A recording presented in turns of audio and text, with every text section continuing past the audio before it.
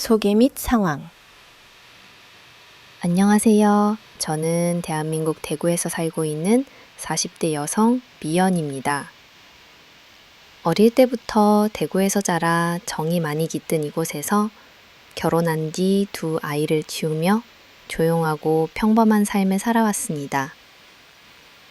가족은 남편과 고등학생 아들 민준이, 중학생 딸 미나, 그리고 최근 이사를 오신 시어머니 오크자 여사님까지 넷이 함께하고 있습니다. 저는 대구 시내의 작은 동네 책방에서 일하고 있습니다. 남편은 지역 건축회사에서 열심히 일하고 있고요. 경제적으로 넉넉하다고는 할 수 없지만 둘이 노력해서 아이들에게 부족함 없는 환경을 만들기 위해 힘껏 살아가고 있습니다. 가족끼리의 평범한 행복을 가장 소중하게 생각해왔고 사소한 일상의 기쁨도 그 어느 것과도 바꿀 수 없는 저만의 소박한 꿈이었습니다. 평일에는 남편과 각자 출퇴근길에 서로 안부를 챙기고 저녁이 되면 온 가족이 들러앉아 도란도란 이야기꽃을 피우며 하루를 마무리하는 것이 우리 집의 소박한 일상이었습니다. 이른 아침부터 바쁘게 움직여 아이들 아침밥을 준비하고 학교와 학원에 보내는 것이 하루의 시작이었습니다.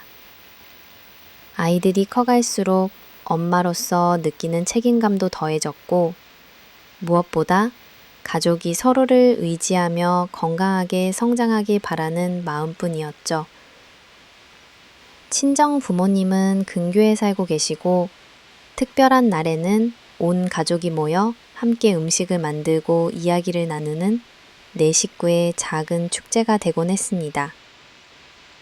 그러나 저희 가족에게 변화가 찾아온 것은 몇 년 전, 시아버지가 갑작스레 세상을 떠나신 후부터였습니다. 시어머니께서는 혼자 지내시는 것이 외롭다며 남편에게 자주 연락을 하시거나 짧게라도 우리 집에서 함께 머물 수 있겠냐고 물으시곤 했습니다. 남편의 직업 특성상 종종 야근이 이어지는 등 집안일과 아이들 양육, 그리고 시어머니를 모셔야 하는 상황까지 겹치다 보니 저 혼자서 감당해야 할 부분이 많아졌습니다. 그럼에도 불구하고 가족이니까 어른을 모시는 건 자식된 도리라는 신념 아래 저는 늘 웃으며 힘든 내색을 드러내지 않으려 애썼습니다. 그렇게 시간이 흐르다 보니 자연스럽게 시어머니와의 동거가 결정되었고 저희 집에서는 또 한 번의 새로운 시작을 맞이하게 되었습니다. 시어머니는 연세에 비해 건강하고 성격이 활달하신 편이셨지만 오랫동안 홀로 지내신 탓인지 사소한 부분에도 민감하게 반응하셨고 저와 생활 방식이 다른 시련의 시작이었는지도 모릅니다. 남편과 그동안 평범하게 지내왔던 저희 가족에게 어머니의 입주란 결코 가벼운 일이 아니었습니다. 하지만 그때만 해도 저는 이 모든 일들이 잠시 스쳐가는 폭풍이라는 생각에 조금만 더 참고 견디면 분명 행복한 가족이 될 수 있다 라는 희망을 버리지 않았습니다. 이처럼 저의 이야기는 새로운 가족 형태와 변화에 적응하며 겪게 된 여러 가지 고민과 각기 다른 세대가 한 집에서 부딪혀 살아가며 맞닥뜨린 갈등, 그리고 가족이란 이름 아래 반드시 필요한 이해와 배려에 관한 이야기입니다. 앞으로 펼쳐질 저희 가족의 복잡한 사연을 통해 비슷한 고민을 안고 있는 분들께 작은 위로가 되길 바라며 이 글을 시작하게 되었습니다. 어짠 시어머니의 방문. 시어머니 오크자 여사님의 방문은 어느 평범한 월요일 아침 예상치 못한 순간을 찾아왔습니다. 평소와 다름없이 아침 일찍 일어나 아이들의 등교 준비를 끝내고 출근할 준비로 분주하게 움직이고 있는데 인터폰에서 낯익은 목소리가 들렸습니다. 미연아, 나야. 문 좀 열어줄래? 라며 조심스레 말을 건네는 시어머니의 목소리에 저는 순간 당황하지 않을 수 없었습니다. 사실 이전까지 시어머니께서는 특별한 일 아니면 저희 집에 직접 오시는 일이 거의 없으셨습니다. 언제나 경조사나 명절, 가족 모임 등 큰 행사 때만 뵙던 분이기에 아침 일찍 불쑥 찾아오시는 일은 전혀 예상하지 못했던 일이었지요. 순간 머릿속에는 무슨 급한 일이 생기신 건 아닐까? 혹시 몸이 안 좋으신 건가? 하는 초조함이 스쳐 지나갔습니다. 저는 얼른 현관문을 열었고 오랜만에 뵙는 시어머니는 생각보다 훨씬 시적하고 지친 모습이었습니다. 시어머니는 한 손에는 작은 가방과 보따리를 들고 계셨고 평소보다 훨씬 힘이 없어 보이는 표정으로 저를 바라보셨습니다. 현관 앞에 선 시어머니를 본 순간 저는 본능적으로 어깨 너머로 걱정 가득한 눈빛을 보냈습니다. 하지만 시어머니는 밝은 척 웃으며 아침부터 미안하다. 그냥 바람도 쐴 겸 잠깐 들른 거야. 라고 이야기하셨지만 눈빛과 목소리에는 평소와 다른 노가온 기운이 감돌았습니다. 거실에 모시고 들어와 따뜻한 차 한 잔을 건넨 뒤에야 시어머니는 천천히 이야기를 시작하셨습니다. 최근 들어 혼자 사는 시간이 많아 외로움이 커졌고 몸이 예전 같지 않아 불안하기도 했다고 하셨습니다. 특히 밤이 되면 자주 살찌셨고 갑작스럽게 찾아오는 고독감에 눈물이 왈칵 쏟아질 때가 많다는 말에 저 또한 보라인가 마음이 뭉클해졌습니다. 시어머니께서는 조심스럽게 며칠만 아주 잠깐 내 집에 머물 수 있을까? 라고 물으셨습니다. 미리 상의 없었던 갑작스러운 제안이라 당황스러웠지만 시어머니의 간절한 눈빛을 보니 쉽게 거절할 수 없는 상황이었습니다. 잠시 머무시는 것이라니 임시적인 방문이라 생각하며 저는 미소를 띠며 당연히 괜찮아요 어머님. 언제든 편하게 계세요. 라며 자리를 마련해 드렸습니다. 그렇게 생각보다 훨씬 커다란 트렁크와 짐가방이 거실 한쪽을 차지하게 되었습니다. 시간이 흐를수록 시어머니의 말과 행동에서는 단순한 며칠간의 방문이 아닐 수도 있다는 뜻이 읽혔습니다. 시어머니께서는 무심코 방 구석구석을 살펴보시다가 여기 침대 내가 잠깐 써도 되겠니? 이곳 햇빛이 좋아서 몸이 한결 나은 것 같다고 하시면서 집안 환경을 자세히 살피기 시작하셨습니다. 평소에는 남의 집 살림살이에 관여하지 않으셨던 어머님께서 거실 구조나 생활 패턴을 묻는 것은 그 자체로 낯설고 어색하게 느껴졌습니다. 그날 오후 남편에게 전화를 걸어 어머님이 오신 사실을 알렸고 남편 역시 놀라움을 감추지 못했습니다. 퇴근하자마자 집으로 달려온 남편은 어머니의 얼굴을 보고 무척 걱정하며 밤늦게까지 이런저런 이야기를 나누었습니다.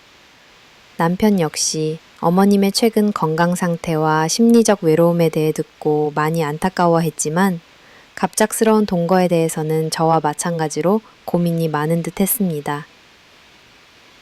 시어머니는 저희 가족과 함께 저녁 식사를 하고 오랜만에 아이들과도 대화를 나누며 옛 추억을 떠올리기도 하셨습니다.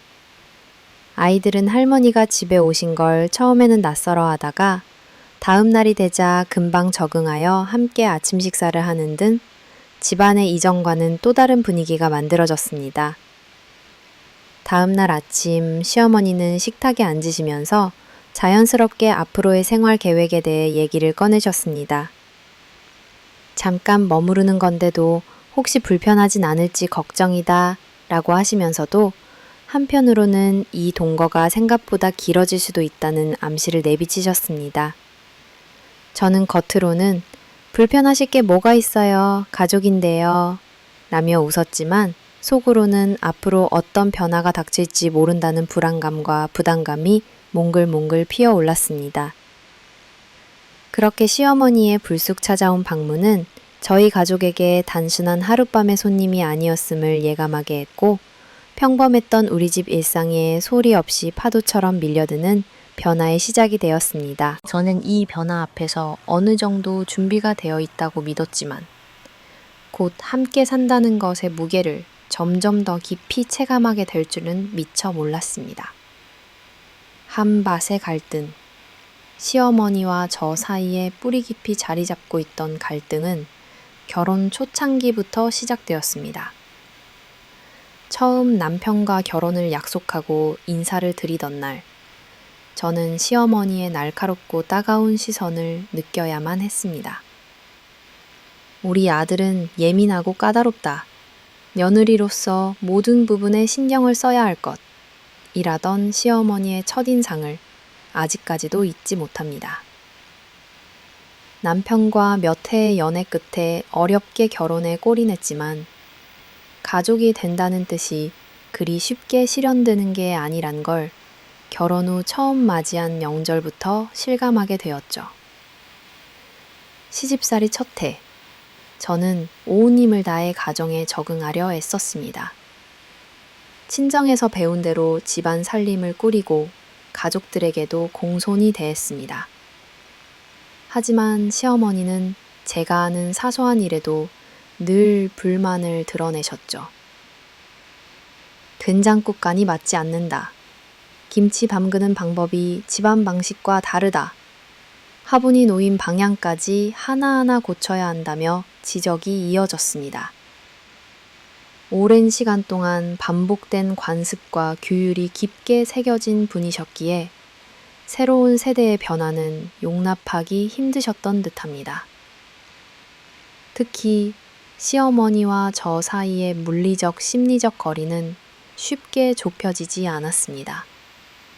예를 들어 집안 대청소가 있는 날이면 제가 먼지가 쌓인 창틀을 닦고 있을 때면 시어머니는 곁에 와서 그런 방법으론 집이 깨끗해질 리 없다 라며 직접 실수까지 보여주셨습니다.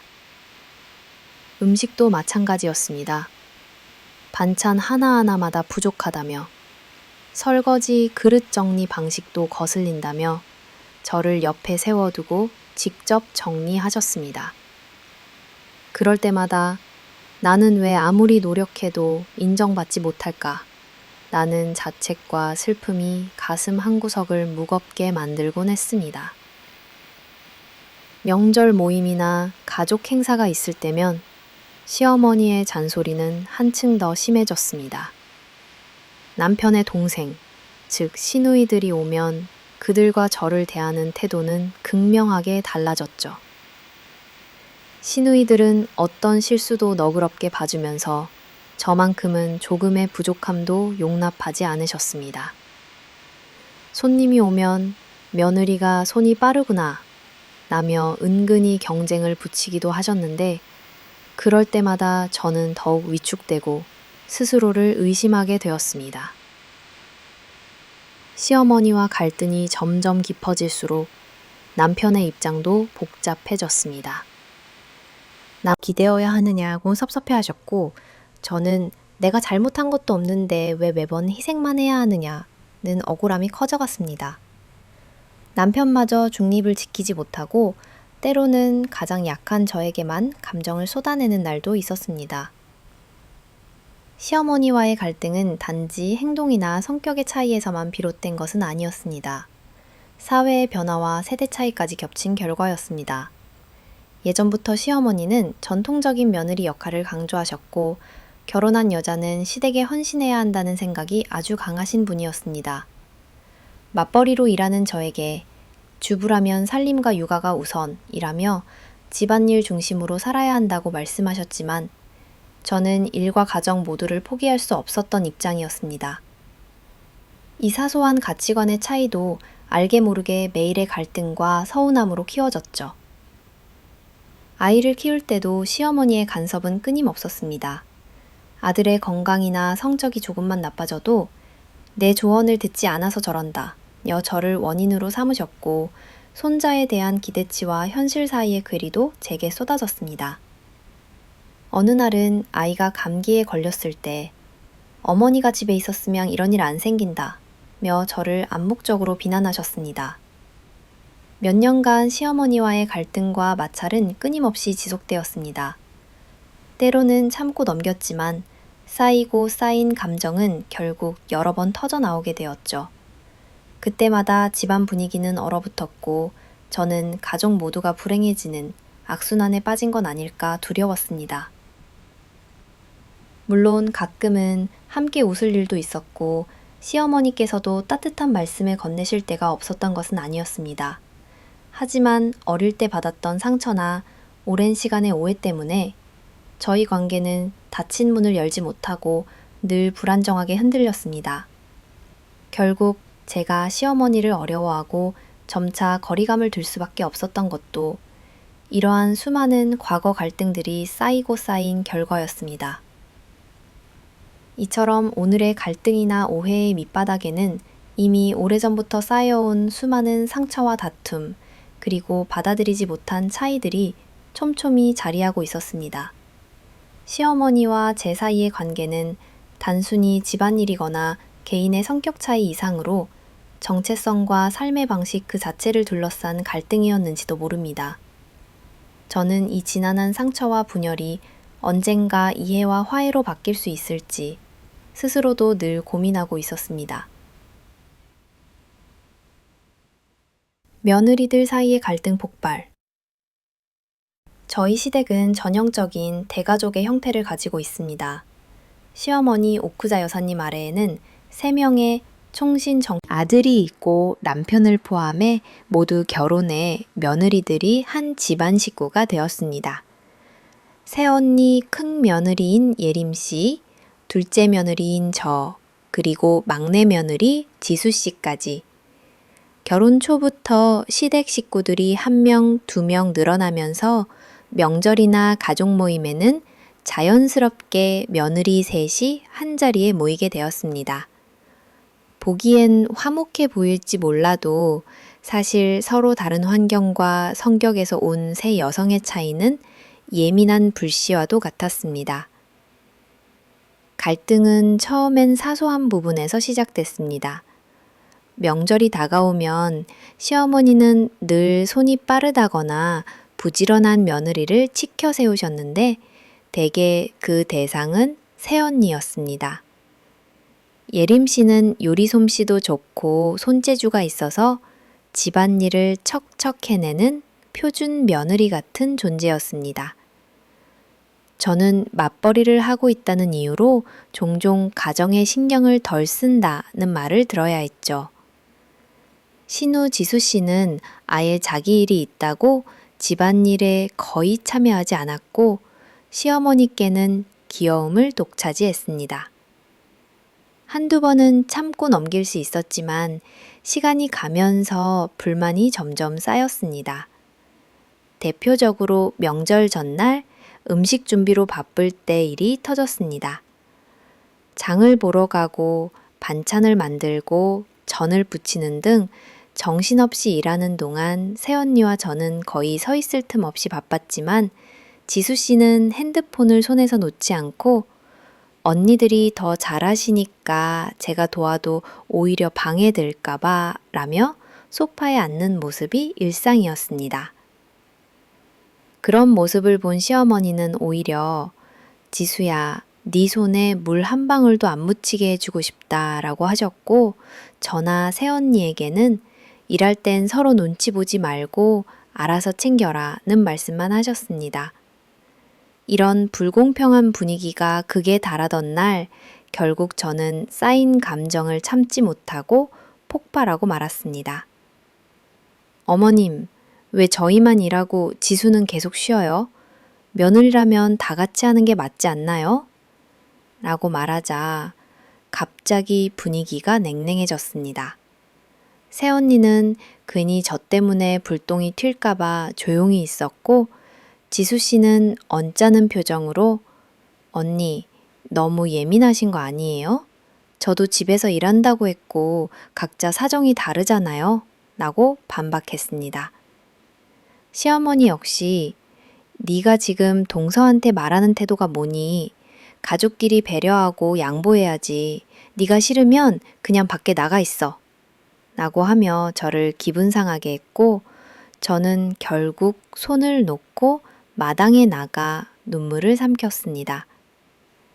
저는 인사만 할 뿐 사적으로는 거의 대화를 나누지 않았습니다. 가족 모임이 있을 때면 서로를 피하듯 눈도 마주치지 않았고 시어머니는 점점 더 새언니와 막내 쪽만 챙기며 저를 소외시켰습니다. 남편조차 괜히 집안을 시끄럽게 만들 필요 없어. 그냥 참고 넘기면 돼. 라고 말할 뿐 저의 편을 제대로 들어주지 않았습니다. 오랜 시간 쌓인 조용한 경쟁심과 오해 마음의 벽은 단순히 집안일의 역할 분담에 대한 불만을 넘어 각자의 자존심과 인정 욕구에서 비롯된 것이었습니다. 새언니는 표면적으로는 가정을 위해 헌신하는 모습을 보여주었지만 내심 자신만 손해본다는 불만이 있었고 저 역시 맞벌이라는 핑계로 소외당한다는 아쉬움이 있었으며 막내는 특별 대우를 받아온 탓에 내가 가장 사랑받는 며느리, 나는 자부심과 동시에 다른 동서들의 질시를 부담스러워하고 있었습니다. 이런 미묘한 감정들이 번질대로 번져있던 어느 날 새언니의 아이가 다치는 사고가 났는데 그 책임이 누구에게 있는지 두고 며느리들끼리 언성이 높아지기도 했습니다. 언니, 근처에서 좀 지켜보시지 그랬어요. 나는 지수씨의 말에 새언니가 울음을 터뜨렸고 저 역시 너무 이기적으로 행동하는 거 아니냐며 감정이 폭발했습니다. 결과적으로 시어머니는 세 며느리 모두 내 자식이나 마찬가지지만 아무리 그래도 집안 채통은 지켜라고 하며 갈등을 일시적으로 덮었으나 속 깊은 곳에 남은 불신과 오해는 쉽게 사라지지 않았습니다. 이후로도 사소한 오해나 생활 방식의 차이가 있을 때마다 서로 양보보다는 감정 싸움으로 번지는 경우가 많았고 며느리들끼리 모이면 묘한 긴장감이 감돌곤 했습니다. 각자의 입장에서는 충분히 억울할 수밖에 없는 상황이었고 결국 이 집안의 불협화음과 소외감은 저만의 문제가 아니라 모든 며느리에게 크고 작게 영향을 미치고 있었습니다. 가족이라지만 진짜 가족으로서 손을 잡기까지 때론 피보다 진한 벽 하나가 존재한다는 것을 그때서야 저는 깨닫게 되었습니다. 그렇게 며느리들 사이의 갈등은 단 한 번의 폭발로 끝나는 것이 아니라 오래도록 꼬리에 꼬리를 무는 집안의 문제로 나나 앞으로의 일상을 흔들어 놓을 불씨로 남아 있었습니다. 시어머니의 합가. 시어머니 오크자 여사님의 합가는 갑작스러웠지만 한편으로는 예고된 변화였습니다. 이전까지의 관계에서 저는 항상 일정하게 거리를 두려고 애써왔습니다. 시어머니께서는 평소 혼자서도 씩씩하게 주변 지인들과 소소한 일상을 보내시며 자녀들 집을 번갈아 가며 방문하셨으나 직접적으로 함께 살자는 말씀은 한 번도 하지 않으셨습니다. 하지만 세월이 흐르며 건강이 점점 예전 같지 않다며 이틀 사흘씩 저희 집에서 머무는 일이 점차 많아졌습니다. 그리고 남편과 한번 진지하게 상의한 끝에 시어머니를 정식으로 모시는 것이 현실이 되었습니다.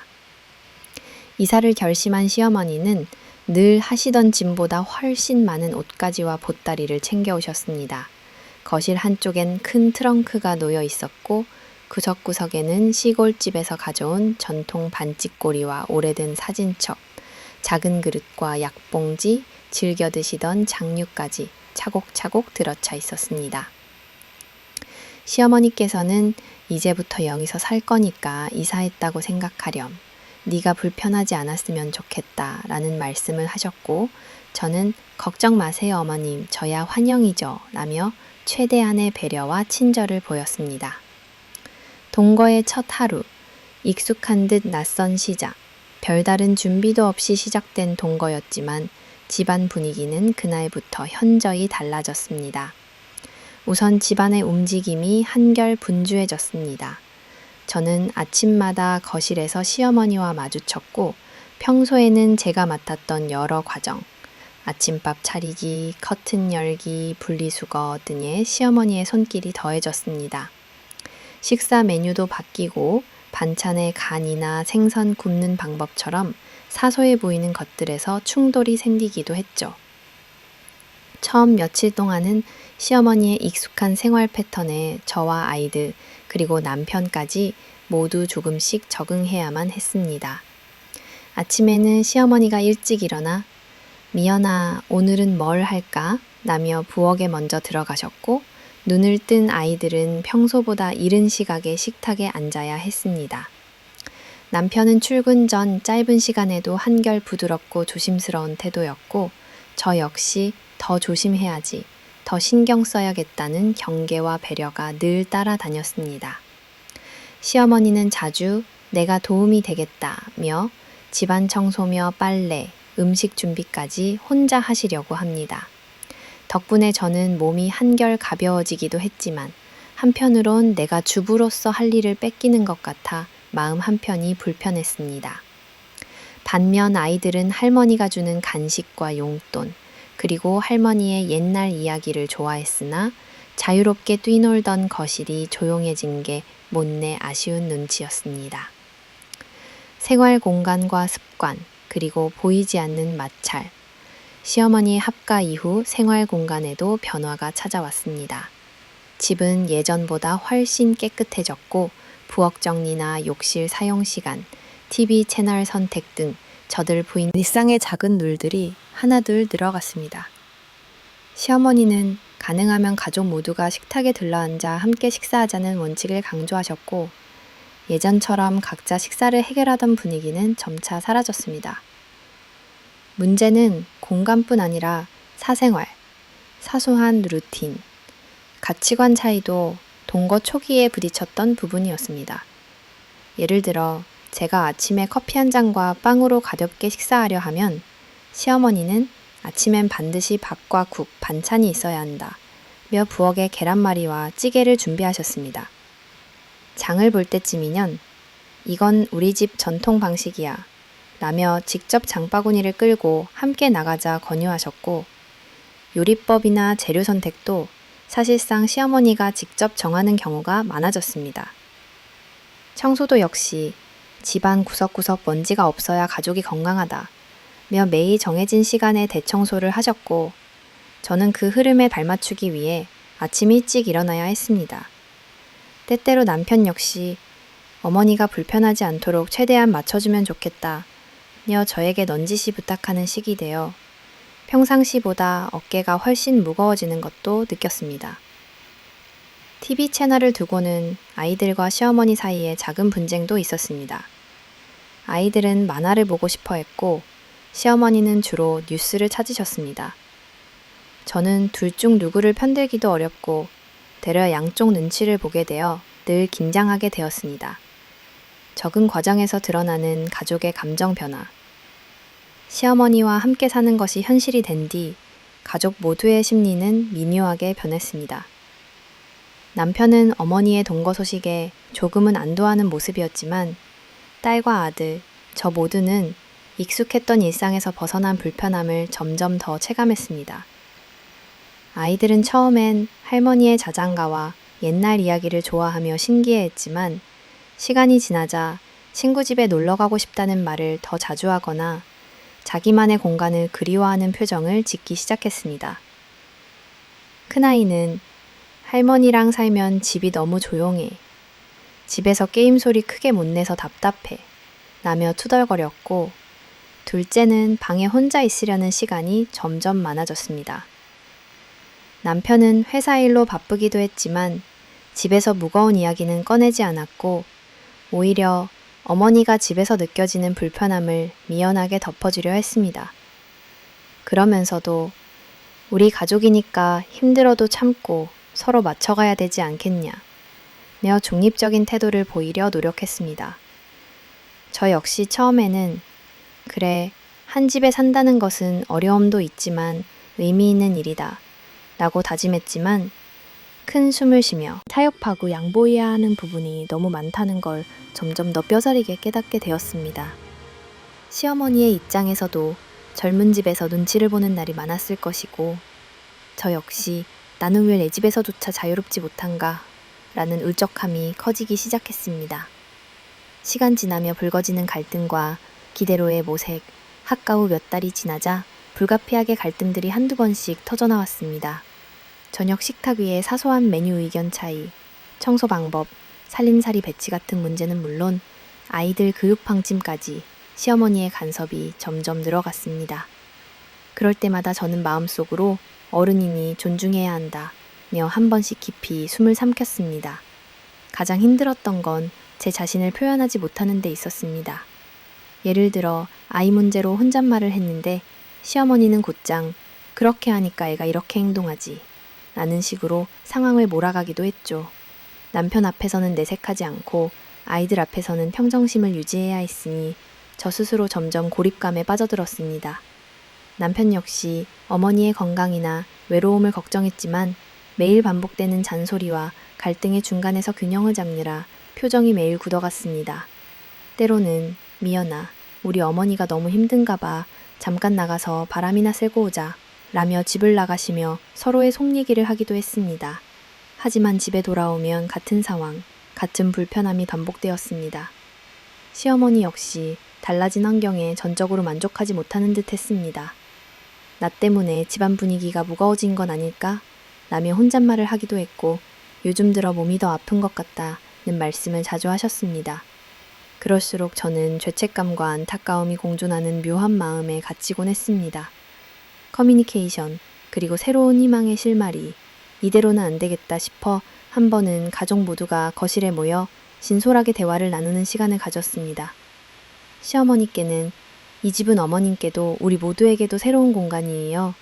어머님도 불편한 점 말씀해 주세요. 남편에게는 내가 너무 예민하게 굴었다면 미안해.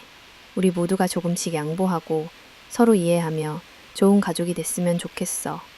라고 말했습니다. 아이들 역시 학교 생활, 집에서의 하고 싶은 것, 바뀐 생활에 대한 불만과 바람을 자유롭게 이야기했습니다. 그날 대화를 계기로 다행히 가족 모두의 분위기가 조금은 부드러워졌습니다. 시어머니께서도 내가 너무 조바심 냈던 것 같다. 미연아, 너무 무리하지 마. 라는 말 하셨고, 저는 시어머니가 집안의 어른이기 이전에 한 명의 사람이고 나와 마찬가지로 적응이 필요한 여성임을 더 깊이 이해하게 되었습니다. 이후 집에서는 식사 준비나 청소, 아이들 교육 등 사소한 일이라도 서로 의논해서 정하고 일주일에 한 번은 진솔한 가족회의를 여는 소통의 시간도 만들었습니다. 아이들은 조금씩 할머니와 친근하게 지내며 새로운 규칙 속에서도 자신들의 공간을 찾아가기 시작했습니다. 남편 역시 야근이 없이 일찍 귀가하면 어머니와 둘이 다정하게 차를 마시며 가족 간의 허심탄회함을 점점 회복해 나갔습니다. 합가 이후의 일상과 저의 진짜 변화. 시어머니와 한 집에서 함께 생활한 지난 시간은 단순히 불편함과 갈등으로만 환원될 수 없는 소중한 경험이었음을 인정하게 되었습니다. 저는 이전보다 훨씬 강해졌고 누구보다 상대방 입장을 배려하는 법을 배웠습니다. 아이들은 가족의 소중함과 다양성을 이해하며 성장했고 남편 역시 부모님에 대한 감사와 저에 대한 배려를 더 깊이 느끼게 되었습니다. 시어머니께서는 혼자 지낼 때보다 표정이 한결 밝아졌고 인생에서 가장 행복한 노후는 가족 곁에 있는 것이라며 사소한 것에도 감사하는 모습을 보여주셨습니다. 그럼에도 불구하고 동거 생활은 여전히 쉽지 않습니다. 서로 다른 습관, 세대 차이, 사생활 등은 한순간에 극복할 수 없습니다. 저는 매일 스스로 되묻습니다. 진정한 가족이란 무엇일까?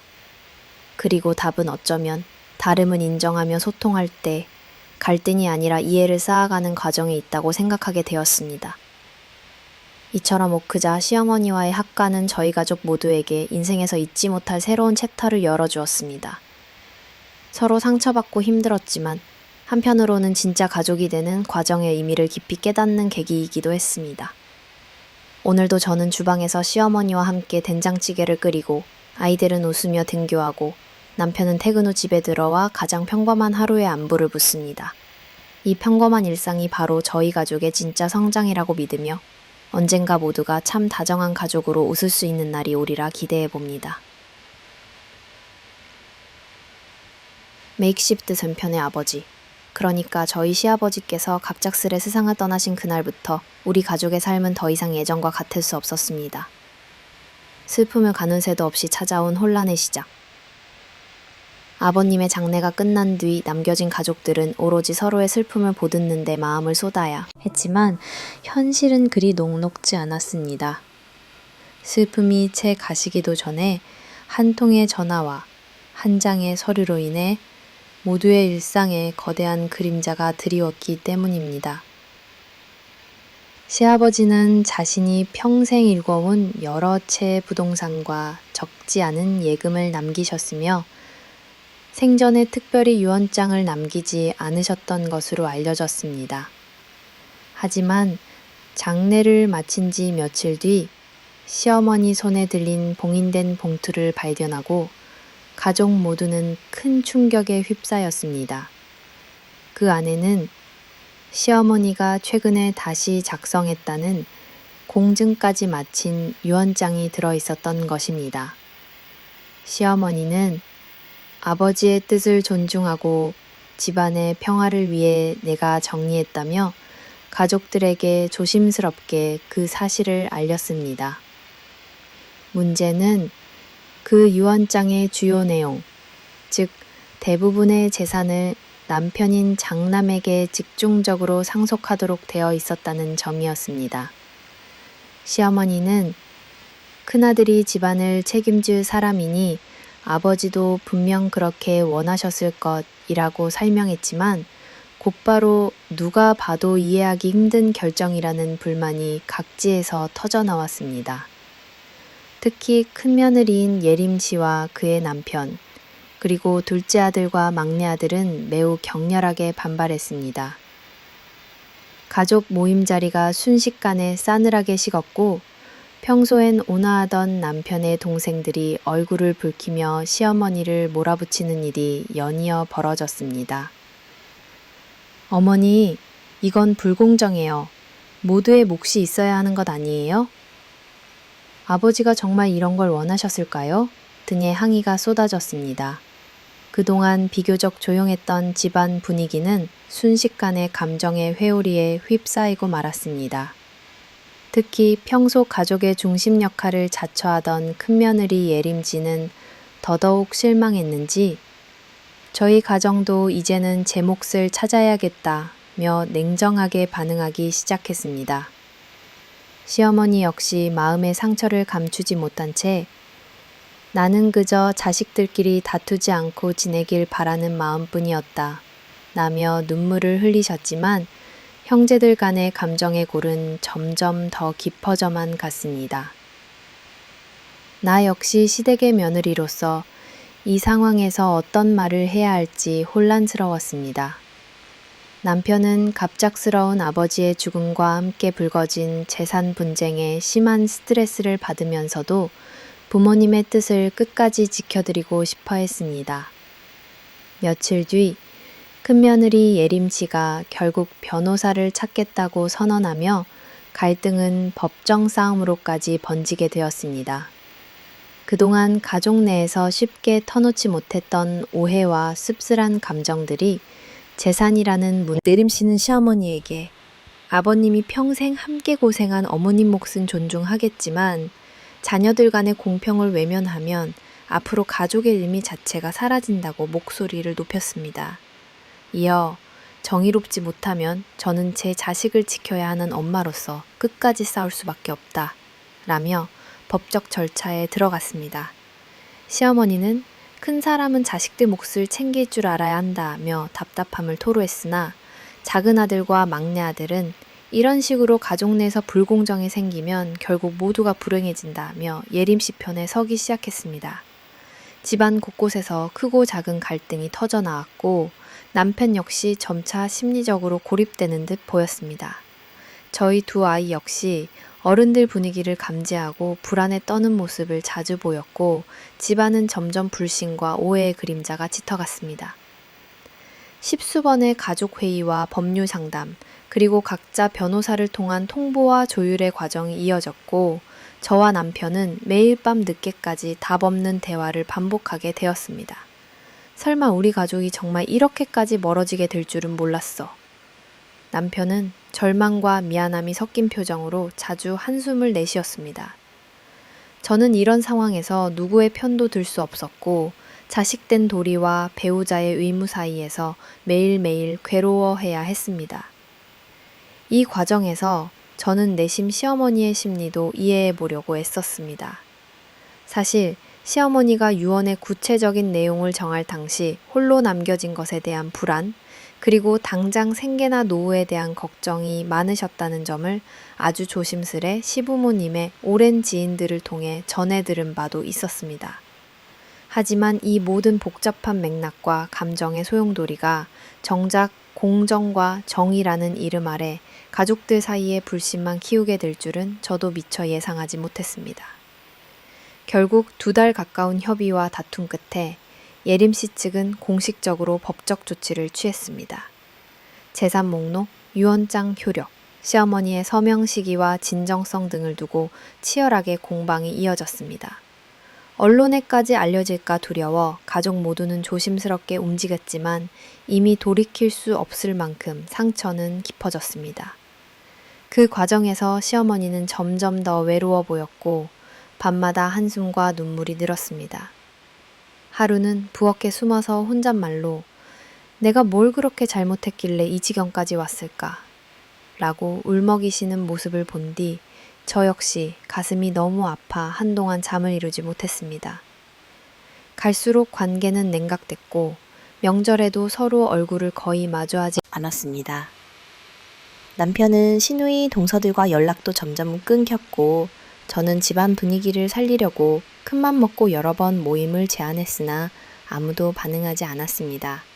아이들은 집안에서 더 이상 가족이라는 단어를 꺼내지 않게 되었고 가족 사진도 모퉁이에서 먼지만 안고 말았습니다. 이 재산 분쟁 사태는 돈과 물질만의 문제가 아니었습니다. 오랜 세월 동안 쌓여온 묵은 감정, 인정받고자 했던 소망, 부당함에 대한 분노, 그리고 각자 가슴속 깊이 숨겨왔던 상처들이 한꺼번에 폭발한 결과였습니다. 그 과정에서 모두가 진실로 가족이란 무엇이며 서로를 신뢰하는 관계가 얼마나 소중한지 새삼 뼈저리게 깨닫게 되었습니다. 이후로 남편은 저에게 우리 가족만큼은 이런 문제로 서로 등을 돌리게 하지 말자고 다짐했고 저 역시 가족의 화합과 대화의 소중함을 절실히 마음에 새기게 되었습니다. 하지만 이미 남겨진 상처와 오해의 골은 쉽게 아물지 않았고 시어머니까지 건강이 점차 나빠지며 집안 전체가 점점 더 침묵 속으로 가라앉는 듯 했습니다. 재산 분쟁 사건은 우리 가족 모두에게 지울 수 없는 흔적을 남겼으며 진정한 유산이란 결국 물질이 아닌 마음의 연대와 신뢰임을 깊이 절감하게 한 계기가 되었습니다. 지금도 저는 그 시절을 떠올릴 때마다 씁쓸한 한숨과 더불어 언젠가 다시 가족이 하나로 모여 앉아 따뜻하게 식사할 수 있는 날이 오길 조심스레 바라고 있습니다.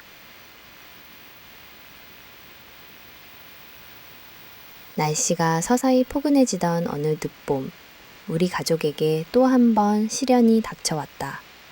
재산 분쟁의 소용돌이 속에 각자 지친 일상을 이어가던 어느 날, 시어머니 오크자 여사님이 갑작스럽게 뇌졸중 증상을 보이신 것이다.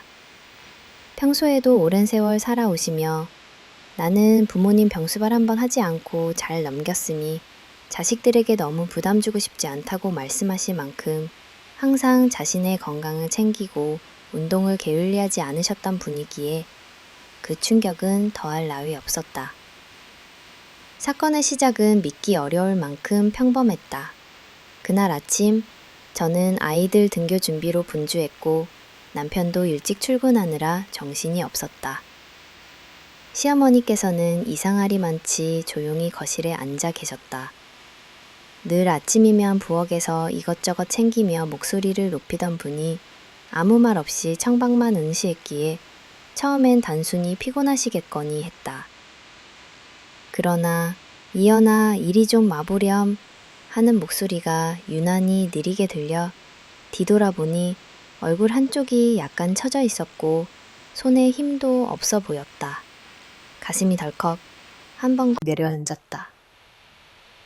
급히 백리꾸를 불러 구급차에 실려간 시어머니는 진단 결과 다행히 심각한 후유증이 남지는 않은 경미한 뇌졸중으로 확인되었다. 그러나 평소 활달하고 자유롭던 모습은 작게나마 퇴색했고 신체 일부가 약간 불편해진 채 집으로 돌아오게 됐다. 입원 중 몇 차례 면회하면서 가족 모두가 어색한 침묵에 휩싸였다.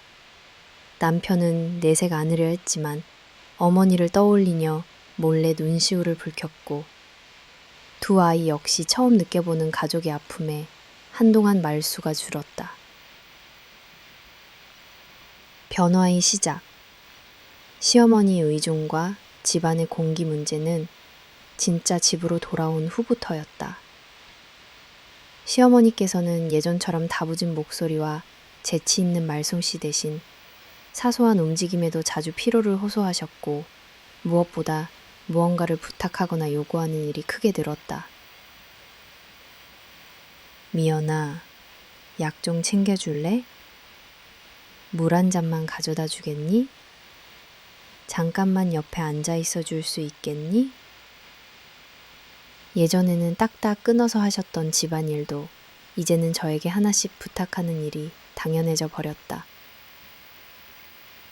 처음엔 당연히 최선을 다해 간병에 임했다. 그러나 현실은 생각보다 훨씬 무거웠다. 간단한 식사를 준비하고 하루 3번 약을 챙기고 목욕을 시켜드리고 밤에 화장실에 가고 싶다는 호소에도 바로바로 반응해야 했다. 처음 며칠은 가족 모두가 힘을 합쳐 돌봤으나 시간이 지날수록 저에게 집중되는 돌봄의 무게는 더욱 커졌다.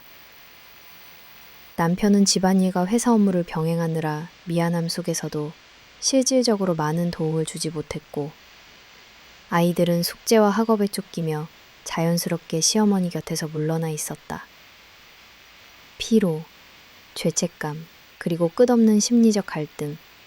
실제로 뇌졸중을 겪은 후유증 중 하나는 환자 자신이 예민해지고 일상적으로 불안감을 크게 느끼는 심리 변화였다.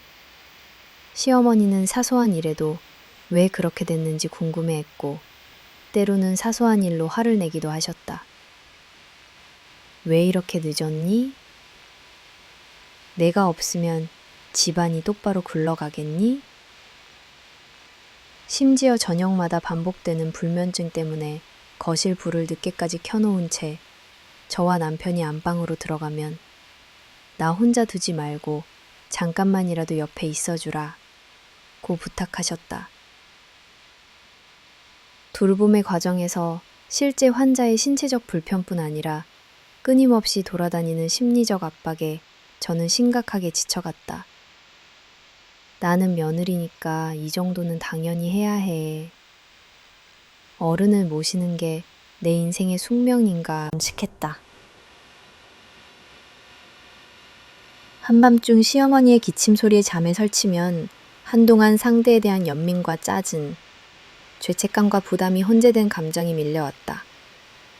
심지어 며칠은 나도 모르게 눈물이 흘러내리기도 했다. 남편 역시 가장으로서의 책임감과 아들로서의 의무감 사이에서 방황했고 때때로 우리 그냥 요양보호사 선생님을 불러볼까? 라는 말을 조심스레 꺼냈지만 시어머니는 가족이 있는데 왜 남을 불러? 서운하다. 는 반응을 보이며 단호히 거부했다. 식구들의 변화, 아이와 남편의 표정. 시어머니의 변화는 가족 전원의 일상에도 지대한 영향을 미쳤다. 평소 할머니 품을 좋아하던 둘째 미나는 할머니의 짜증 섞인 말투나 자주 반복되는 투정을 부담스러워하게 되었고 고등학생인 민준이는 할머니와의 대화를 자연스럽게 피하게 됐다. 남편 역시 집에 일찍 들어오는 일이 점점 줄었고 집에 머물면서도 부쩍 표정이 굳었다. 어쩌다 주말에 내 식구가 모이면 자연스럽게 시어머니의 건강 얘기, 돌봄의 책임, 예전과는 달라진 집안의 분위기 등 무거운 이야기만 오갔다. 저도 점점 내 모습이 사라지는 것만 같았다. 아침에 눈을 뜨면 가장 먼저 시어머니의 상태를 확인해야 했다. 책방 출근도 매번 눈치를 보게 되었고 시어머니가 혹여 집안에서 다치시거나 갑자기 문제가 생기면 어떡하나 늘 불안했다. 친구의 메시지에도 답기가 꺼려졌고 예전처럼 가족에게 웃으며 다정하게 대하기도 힘들어졌다. 내가 일이 푸념만 늘어놓으면 안 되는데 내가 바라는 건 그저 모두가 사소한 평화 속에 웃으며 밥 한 끼 나누는 것뿐인데 집안에 번지는 침묵과 가족 갈등의 재확산, 문제가 쌓이다 보니 시골에 사는 시동생 부부와 큰며느리 역시 은근히 불편을 표했다. 이따금 시골집에 오라는 요청도 있었지만 당장 몸이 불편한 시어머니를 먼 길에 모실 순 없었다. 큰며느리 예림씨는 솔직히 한 집에 함께 있으면 서로 많이 부딪힐 수밖에 없어. 가끔은 서로 거리를 두는 게 오히려 효도 아닐까? 라고 했으나 시어머니는 이를 내가 감당 못하는 노인 취급하는구나 라며 상처받으셨다. 남편 역시 점점 제 목소리에 무뎌졌다. 내가 좀 더 참으면 시간이 지나면 괜찮아질 거야. 맞벌이 하면서 어른까지 돌보는 게 얼마나 힘든데. 이런 말들이 쌓이고 쌓여 이제는 서로 대화가 줄고 때론 내가 방 안에서 혼자 눈물을 쏟아내는 게 익숙한 일상이 됐다.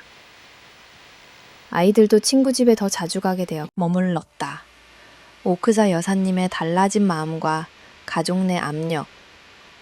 시어머니 역시 병을 겪으면서 이전과는 다른 약해진 모습을 자주 보였다. 튼튼하던 손발이 조금만 힘을 주어도 금세 떨렸고 거울 앞에서 혼자 나이 드니 한심해졌구나. 아무것도 마음대로 못하니까 쓸모없는 것 같아 라며 한숨을 쉬는 일이 많아졌다.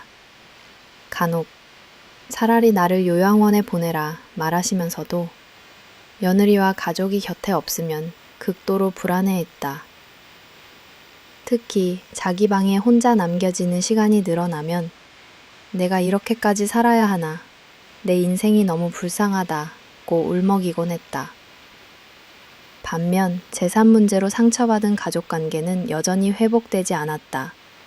형제들은 어머니의 병환 이유마저 집안 불화에서 비롯되었다며 서로 탓했고 가족 단톡방에는 필요한 말 외에는 대화가 없었다. 예전에 생일, 명절마다 북적이던 시댁 분위기는 사라졌고 집안에서는 한숨과 억지로 밀어내는 듯한 침묵만 돌았다. 거듭되는 나의 내적 대화와 새로운 울림, 이 모든 상황의 중심에서 나는 왜 이 모든 부담을 고스란히 짊어진 채 살아가고 있는가? 스스로에게 수없이 묻곤 했다. 피로와 우울, 불안, 죄책감이 뒤엉켜 밤잠을 설치는 날이 많아졌다. 간혹 남편에게 이젠 정말 힘들다는 말조차 제대로 꺼내기 어려웠다. 한 번은 아이들이 엄마, 우리 이 집 떠나면 안 돼? 라고 묻던 날 나는 아무 대답도 하지 못하고 아이의 손을 꼭 잡고 있을 수밖에 없었다. 그래도 시어머니가 완전히 회복하기를 바라는 마음과 가족을 잃고 싶지 않은 애틋함만은 여전했다. 나는 가족이니까 참는다고 스스로를 다독였고 끝내는 시어머니의 물리치료와 재활치료, 심리상담 등 가능한 모든 방법을 찾아보았다. 동네 주민센터에서 제공하는 간호사 방문 서비스를 신청해 잠깐이라도 숨 돌릴 시간을 만들어야 했다. 작은 변화 그리고 희망의 싹 시간이 지나면서 가족 모두는 완전히 예전으로 돌아갈 수 없었지만 조금씩 서로의 아픔을 들여다볼 수 있게 되었다. 남편은 매주 한 번씩 퇴근 후 장을 보고 아이들도 작은 집안일 하나라도 도와주는 연습을 했다. 제가 지칠 때는 시어머니 방에 대신 다녀오고 서로 작은 칭찬이나 미안함을 전하려 노력했다. 무엇보다 시어머니 스스로도 자신의 약해진 모습을 수용하려 노력하셨다. 내가 너희 신세만 지는 것 같아 미안하다, 미연아. 그 한마디에 그동안 쌓인 서운함이 울컥 쏟아졌다. 저 역시 어머님, 저 혼자 힘든 거 아니고 어머님도 얼마나 괴로우실지 알아요. 우리 같이 이겨내봐요. 라고 진심을 털어놓았다. 비록 이전처럼 활짝 웃는 집은 아니었지만 각자의 자리에서 서로의 상처를 바라보려 노력했다. 긴 터널 같은 시련의 시간을 지나며 가족이란 미워하고 치열하게 다투더라도 마지막까지 서로 의지가 되는 존재임을 절감했다.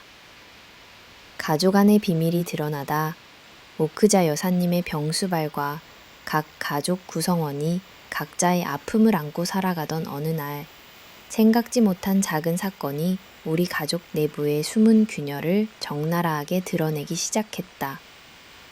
그 출발은 너무나 평범한 오후였다. 나는 시어머니의 방을 청소하러 들어가 오래된 옷장과 서랍을 뒤지던 중 무심코 보호 케이스에 쌓인 봉투와 묵직한 서류 뭉치를 발견했다. 평소 잔소리 많고 꼼꼼하신 시어머니답게 방 구석구석에는 각종 약통, 누렇게 변색된 앨범, 오래된 편지, 무심코 흘린 동전이며 영수증 같은 것들이 어수선하게 쌓여 있었다. 먼지 쌓인 탁자를 닫고 서랍을 조심스레 정리하다 나오던 순간 책더미 밑에서 두툼한 파일 한 개가 눈에 띄었다. 호기심과 의무감이 엇갈리는 가운데 나는 조심스럽게 서류철을 열었다. 묵직한 인감증명과 통장사본, 그리고 금액이 적힌 잔고증명서, 정기예금과 투자신탁에 관한 짧은 메모들이 차곡차곡 정리되어 있었다. 나는 이게 다 뭘까? 가족에게 모두 공개된 재산 외에도 이렇게 숨긴 통장이 있었던 걸까? 의아해졌다. 기록의 날짜도 최근 것이 많았고 한눈에 봐도 금액은 적지 않았다. 순간 등골이 오싹해지면서 마음 한쪽에 묘한 불안이 파고들었다. 평소에 시어머니께서 나는 가진 게 없다. 집안 사정이 넉넉하지 않으니 다들 허리띠 졸라매라. 던 목소리가 머릿속을 스쳤다. 그간 힘들게 모아뒀다는 적금이며 돈 이야기를 꺼낼 때마다 누구보다 검소해 보였던 분이었다. 며칠 뒤 시누이와 막내 며느리까지 가족 모임을 위해 집에 방문했을 때였다. 나는 고민 끝에 이 사실을 남편에게 조심스럽게 털어놓았다. 혹시라도 오해가 생길까 조심스러웠지만 나 혼자만 알면 더 곤란할 수도 있다는 생각이 앞섰다. 하지만 은밀한 비밀은 틀림없이 새어나가기 마련이었다. 예상치 못하게 식탁에서 시어머니가 새로 구매한 의류와 건강식품 값에 대해 내가 예전보다 여유가 없다며 한탄하자 남편이 어머니 무슨 말씀을? 저희도 근근히 사는데 여유가 없는 건 마찬가지예요. 라며 말을 받았다. 그때 막내 며느리 지수가 갑자기 그래도 저번에 어머니 방에서 뭔가 굉장히 두툼한 파일을 봤어요. 라고 무심코 꺼내버렸다. 그 순간 모든 대화가 얼어붙었다.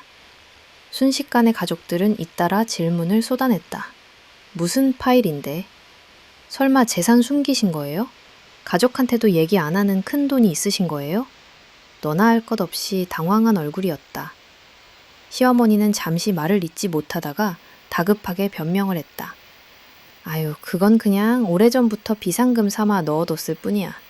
혹시 모르잖니. 나중에 병원비나 장례비, 아니면 갑작스러운 상황에 필요할까 해서. 그러나 막내 며느리는 집요하게 캐물었다.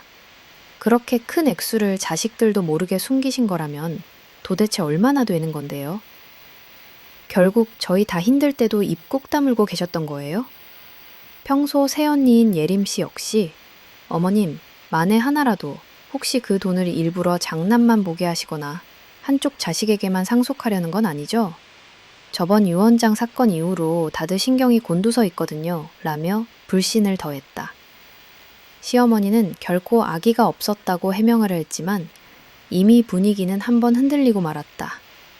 남편 역시 그간 자신의 어머니와의 신뢰에 금이 간 듯 말이 별로 없었고 시동생들은 모든 가족이 힘들었을 때 저런 비상금을 공개하셨으면 화합에 도움이 됐을 거다며 서운함을 감추지 않았다.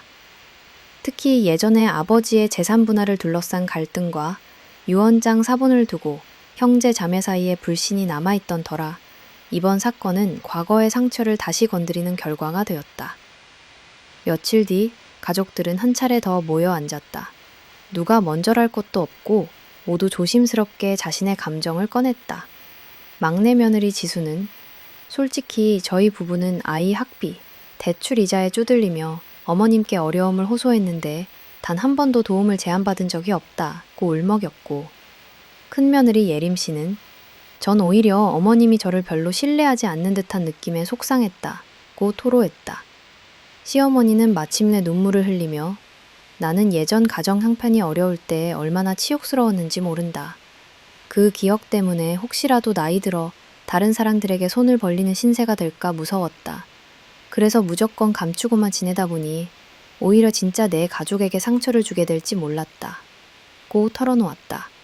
이 과정에서 남편은 중재를 시도했다. 이제 와서 밝혀졌으니 어머니도 심정은 이해하지만 앞으로는 우리가 모두 투명하게 상의하고 힘들 때 진심을 나누는 가족이 되었으면 좋겠어요, 서로를. 의심하는 관계로만 남고 싶지 않아요. 하지만 이미 며느리들과 형제 사이에는 결코 쉽게 지워지지 않을 거리가 생겨버렸다. 가족 단톡방은 불편한 침묵이 이어졌고 각자 자신의 사정에 몰두하며 오해와 불신은 더욱 짙어졌다.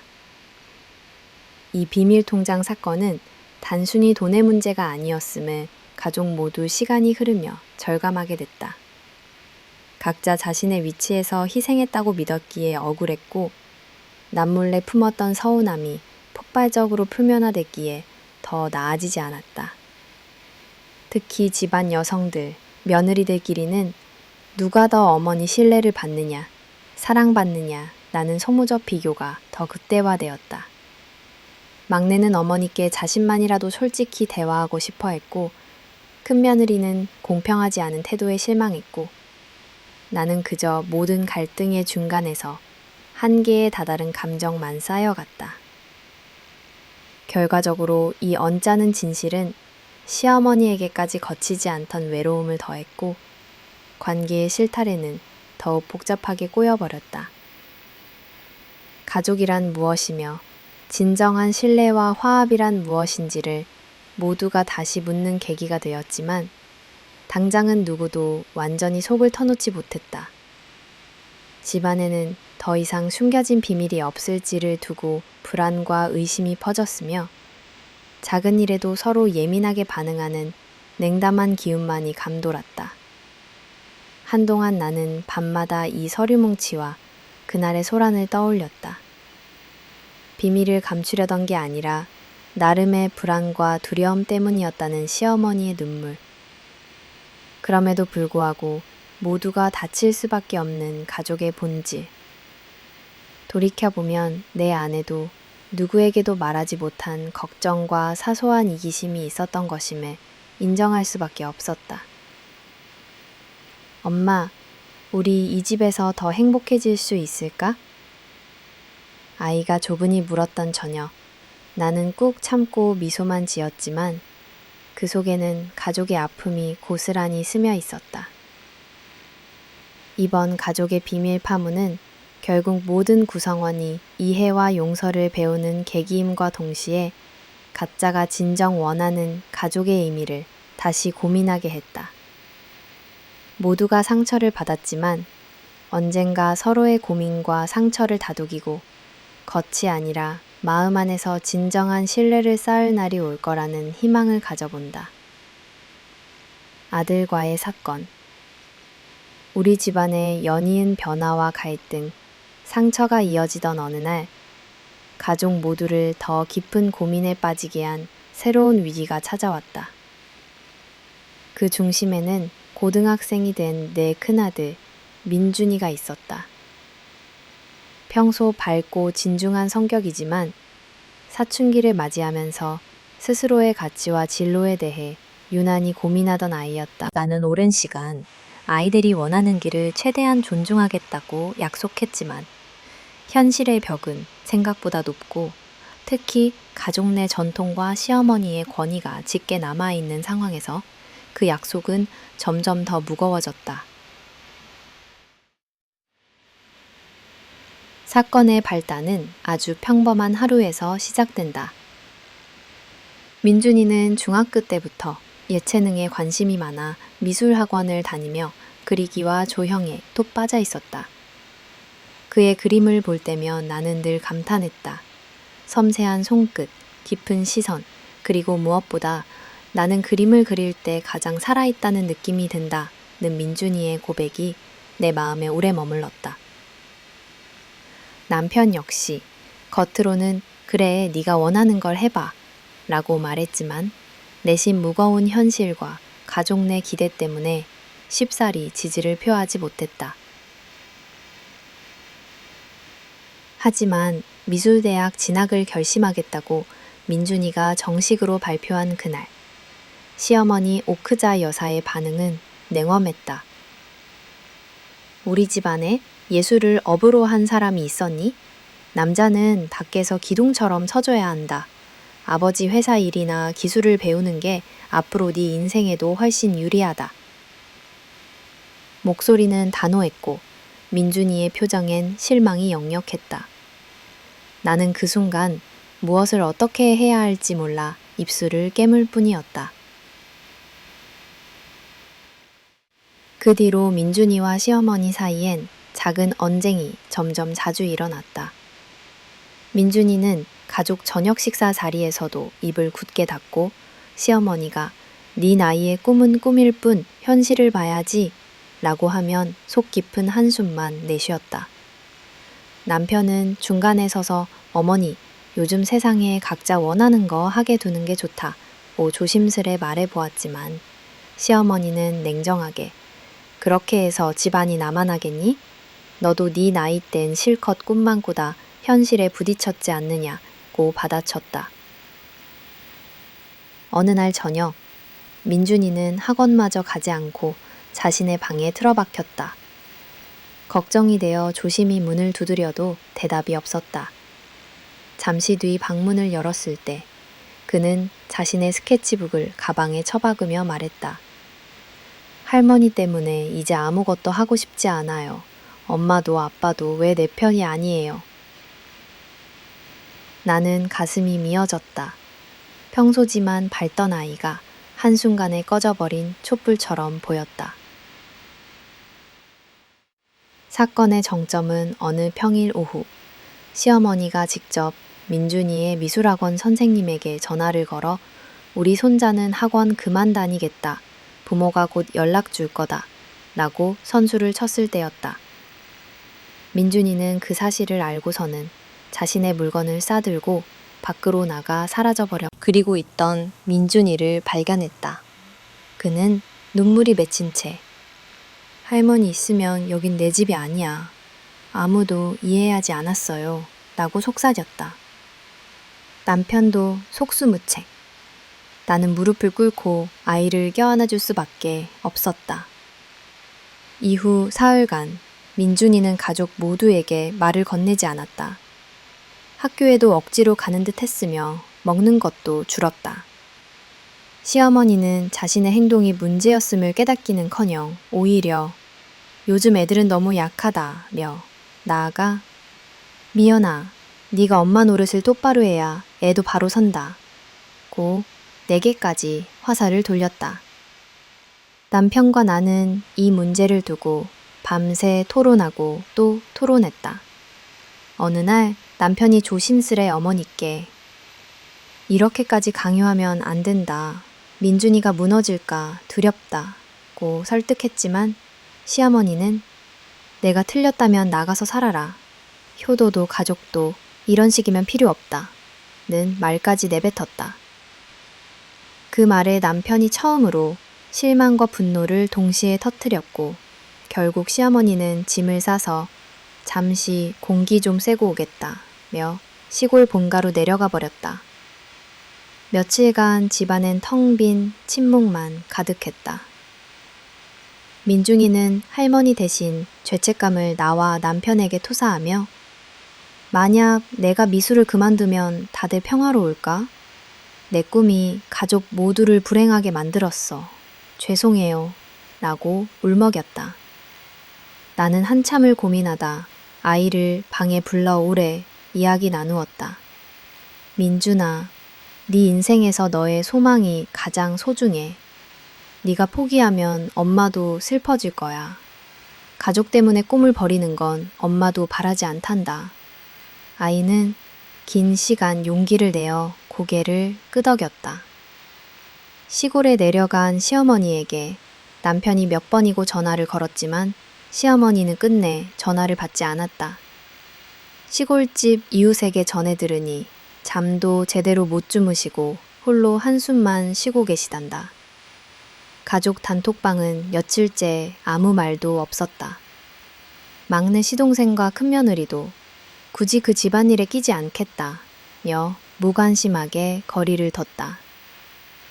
그러던 중 딸 미나 역시 엄마, 우리도 언젠가는 하고 싶은 거 못하고 살게 될까? 라고 조심스럽게 물었다. 순간 오래 묻혀있던 두려움과 자책감이 한꺼번에 밀려왔다. 나는 이 모든 악순환의 고리를 끊기 위해 결단이 필요하다고 생각했다. 남편과 심사숙고 끝에 이 집에선 아무도 성장하기 어렵다. 아이들의 행복 그리고 우리 부부의 평화를 위해서라도 이런 상황에선 물리적 거리두기가 필요하다고 결론 내려 전쟁터로 남기고 싶지 않다.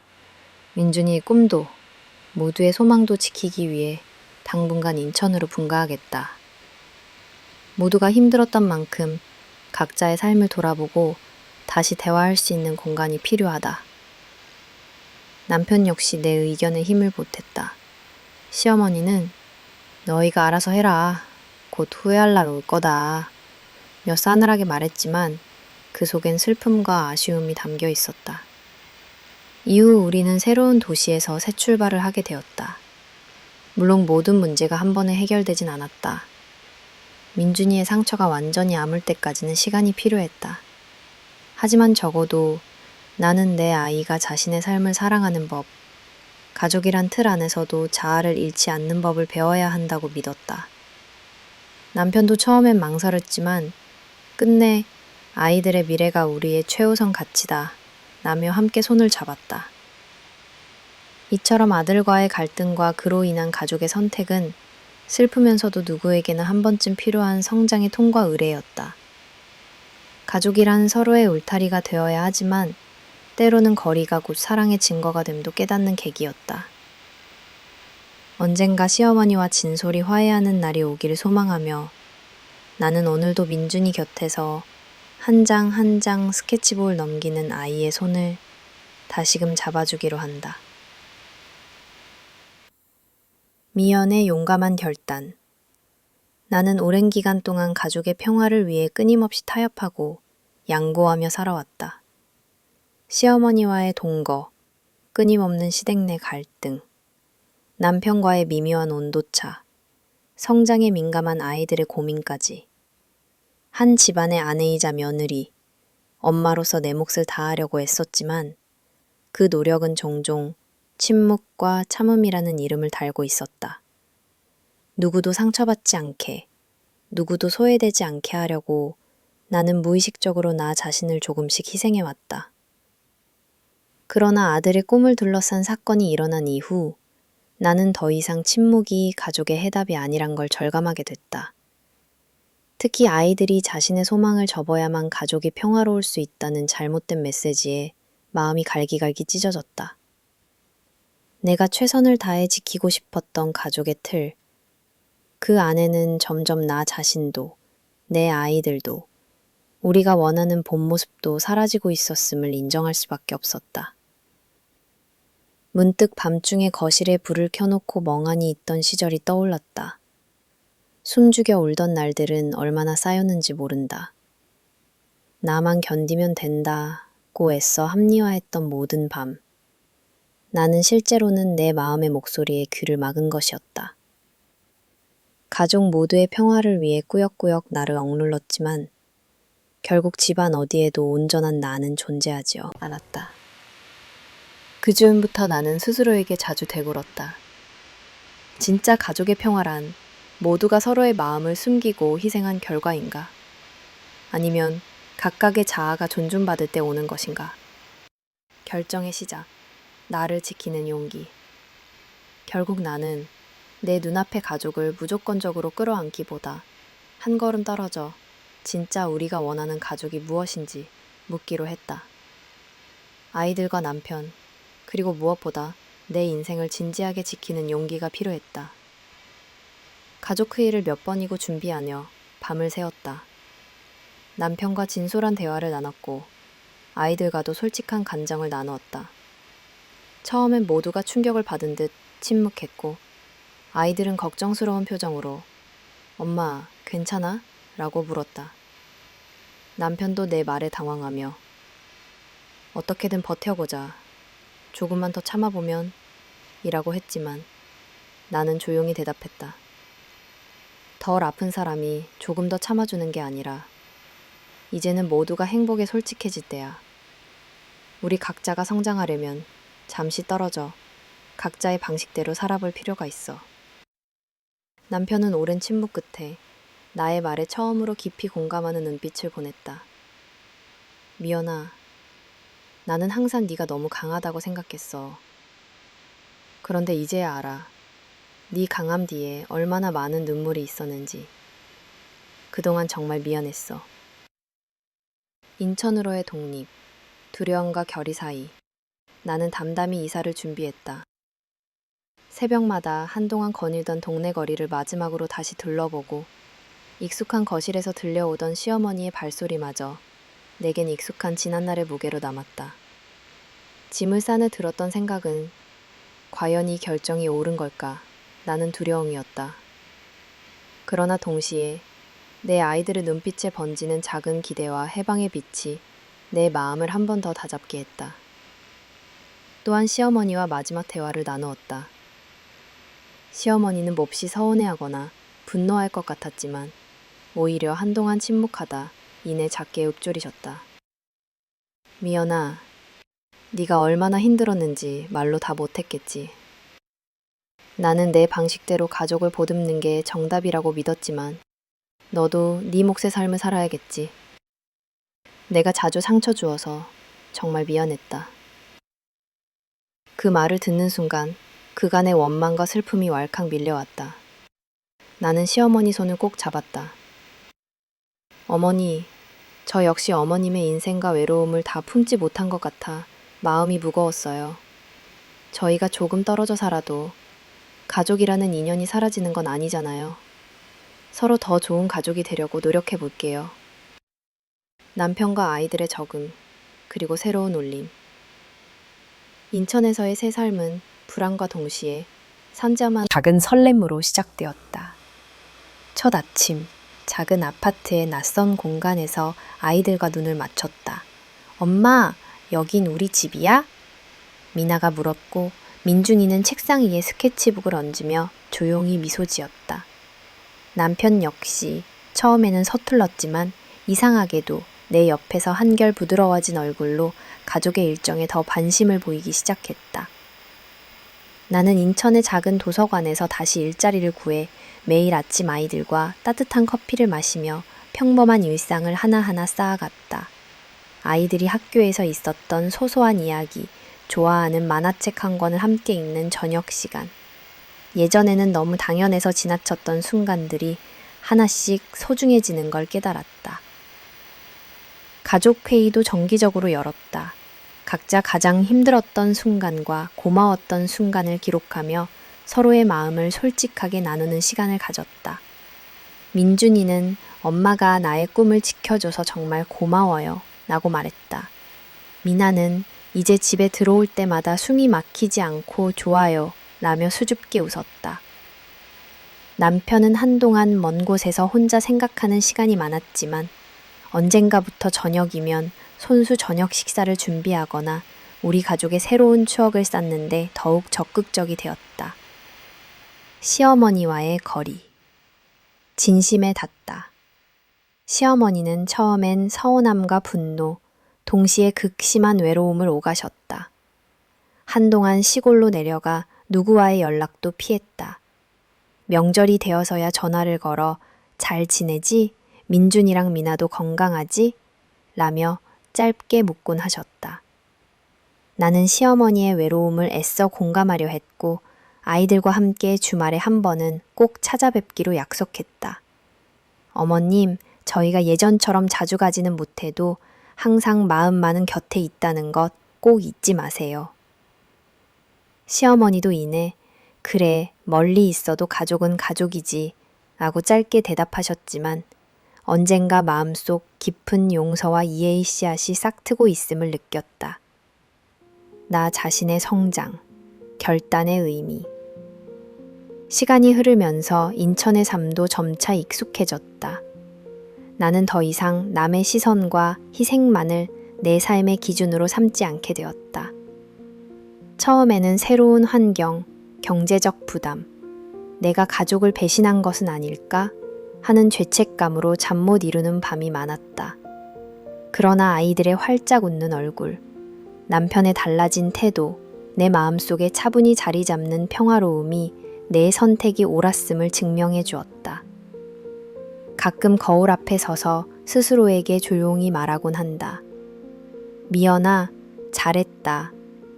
세상 그 누구보다 네 마음을 먼저 안아준 결단, 그 용기가 가족 전체를 구원할 수 있다는 걸 이제는 믿어도 좋아. 결단 그 이후, 미래를 향한 소망, 용기 있는 결정이 마냥 쉬웠던 건 아니다. 돈가 후에도 자잘한 걱정과 미묘한 서운함, 때로는 상실감이 파도처럼 밀려왔다. 하지만 그 모두를 꿋꿋이 견뎌내며 함께 뿌리내리는 진짜 가족으로 다시 태어나고 있다는 확신이 들었다. 이따금 옛 시골집을 찾아갈 때면 어딘가 달라진 나와 아이들의 모습을 시어머니도 서서히 받아들이는 듯했다. 예전엔 갈등과 긴장밖에 없던 식탁에 이제는 조심스러운 미소와 짧은 안부가 오갔다. 나는 내 가족에게 말한다. 고난은 분명 우리를 눈물 짓게 하지만 동시에 가장 소중한 것이 무엇인지도 깨닫게 해준다. 사람은 언젠가 성장하기 위해 서로가 서로를 덜 의지하면서 진정한 가족의 의미를 새로 써내려 가야 한다. 나는 매일 조금씩 더 용기 있고 단단한 나로, 그리고 우리 가족도 그렇게 자라나고 있어. 결말. 모두가 대가를 치르다. 시간이 흘렀다. 인천의 새로운 집에 정착한 지 오랜 시간이 지나고 가족이라는 이름 아래 연결되어 있던 인연의 실타래도 조금씩 느슨해졌다.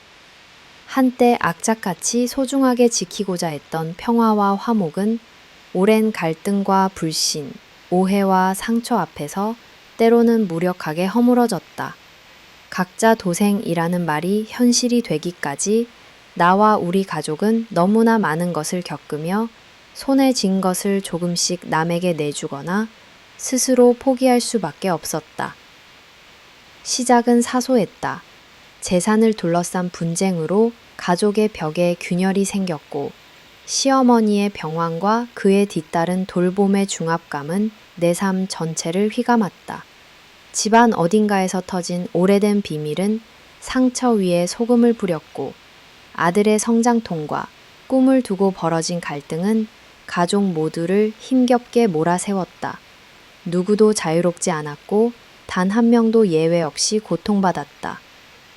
큰 며느리 예림 씨의 단절, 그리고 끝내 이어지지 않은 화해, 재산 문제의 중심이었고 한때 집안의 맏며느리로 누구보다 부지런했던 예림 씨는 불공정함에 대한 분노와 상실감을 손에 쥔 채 집을 떠났다. 내가 이 집안에 쏟은 시간과 노력이 결국 이런 대접이라면 더는 남아있을 이유가 없다. 며 가족들과의 연락을 완전히 끊어버렸다. 그녀는 마지막 연락에서 언젠가 다 잊고 다시 볼 수 있겠지. 하지만 지금은 서로에게 상처만 남으면 안 된다. 는 말을 남겼다. 주변에서는 모두가 세월이 지나면 언젠가는 고운 추억 하나쯤 남길 수 있을 거야. 라고 동서들조차 근황을 전해 듣는 일도 드물었다. 결코 의도하지 않았지만 돈과 명예, 오해와 상처가 사랑과 믿음을 끊어내고 말았다. 시어머니 오크자 여사, 고독한 노년에 시작한 후회, 남편과 아이들이 모두 인천으로 떠나고 예전처럼 북적이던 집은 완전히 적막해졌다. 오크자 여사는 처음엔 자존심에 사로잡혀 아무렇지 않은 척했다. 무슨 일이든 시간이 해결해 주겠지. 가족은 결국 돌아올 거야. 라고 말했지만 저녁 무렵 불이 꺼진 거실에서 혼자 소파에 앉아 있으면 문득 지나온 세월이 후회로 찾아왔다. 한동안 이웃 할머니들과 삼삼오오 모여 소일거리를 하거나 시장에 다녀오며 외로움을 달래려 노력했다. 하지만 진정한 가족의 온기, 네 식구가 함께 웃으며 식사하던 날들을 생각하면 가슴 한구석이 저려왔다. 가끔 전화를 걸어 잘 지내니? 라고 짧게 묻고 아이들의 소식을 들으려 했지만 들려오는 목소리는 예전 같지 않았다. 손주가 할머니를 그리워하기도, 내게 속 깊은 이야기를 털어놓기도 점점 힘들어졌다. 오크자 여사는 내가 좀 더 일찍 내려놓고 이해해줬다면, 모두에게 사과할 용기를 냈다면 끝이 달라졌을까를 곱씹으며 하루를 보냈다. 봉투에 남긴 미안함, 편지로 전하지 못한 진심, 그리고 환갑이 훌쩍 넘긴 나이에 마주한 뼈아픈 고독. 그는 비로소 진짜 대가, 사랑하는 이들과 함께하는 평범한 일상의 소중함을 잃은 뒤에서야 깨달았다. 남편, 침묵 끝에서 찾은 미안함과 책임감. 남편 역시 한동안 과묵해졌다. 어릴 적 가족에게 의지하던 익숙한 온정, 그리고 장남으로서 아버지가 남긴 짐을 홀로 짊어져야 한다는 압박이 그를 무겁게 내리눌렀다. 인천으로 이사 온 뒤에도 아버지의 사진을 꺼내보는 일이 잦아졌고, 새벽에 혼자 나가 동네를 산책하며 뭔가를 곱씹는 버릇이 생겼다. 결국 다 내 책임인 것 같다는 말을 조용히 내뱉던 밤이 있었다. 어머니의 외로움도, 가족 간의 골도, 우리 아들 마음의 상처도 결국 내가 제대로 붙잡지 못해서 생긴 일이야.